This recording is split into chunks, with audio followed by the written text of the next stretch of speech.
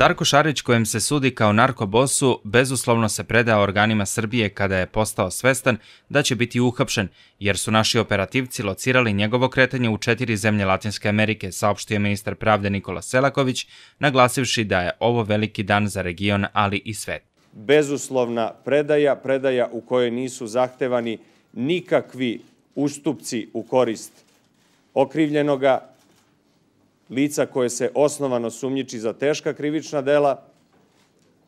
Dakle, ono što se tražilo i što je tražio okrivljeni Darko Šarić jeste da mu se omogući kontakt pre dolaska u Srbiju sa njegovim braniocem i kontakt sa njegovom majkom i njegovim sinom, što je i učinjeno. Do ponude bezuslovne predaje došlo je pre oko mesec i po dana, rekao je Selaković, navodeći da je tome prethodio pregovarački proces.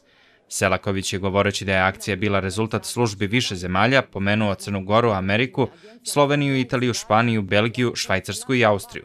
Prebacivanje Šarića preko Crne Gore u Srbiju trajalo je oko sat vremena. Na zahtjev vlade Republike Srbije mi smo udovoljili tom zahtjevu i taj transfer, odnosno ta aktivnost je obavljena jutros između 6:30 i 7:30 na Podgoričkom aerodromu i naravno predat i transferisan vlastima Republike Srbije također na aerodromu. Prvi potpredsednik vlade Aleksandar Vučić rekao je da je posle više od 4 godine bekstva Darko Šarić u pritvoru u Beogradu i da je to važna, velika i dobra vest za građane Srbije, ali i za sve u regionu i Evropi.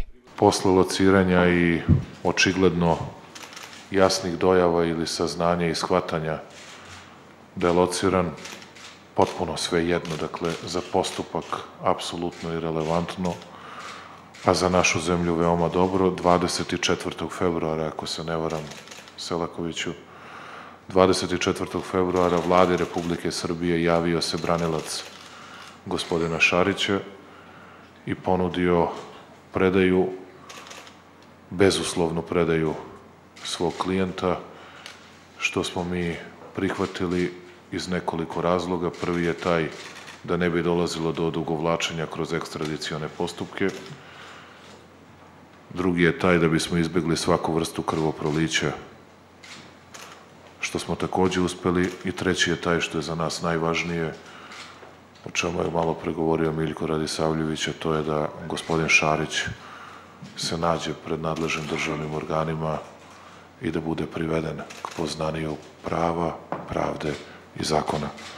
Ova vest će svakako i ovaj događaj će svakako doprineti ne samo jačanju borbe protiv kriminala i korupcije, nego i podizanju kredibiliteta čitave naše zemlje i bezbednosnog i pravosudnog sistema u svakom slučaju. Tužilac za organizovani kriminal Miljko Radisavljević rekao je da je protiv Šarića podignuto ukupno 13 optužnica, koje ga terete da je od 2009. godine prokrijumčario 5754 kg kokaina i oprao bar 22 miliona evra u Srbiji.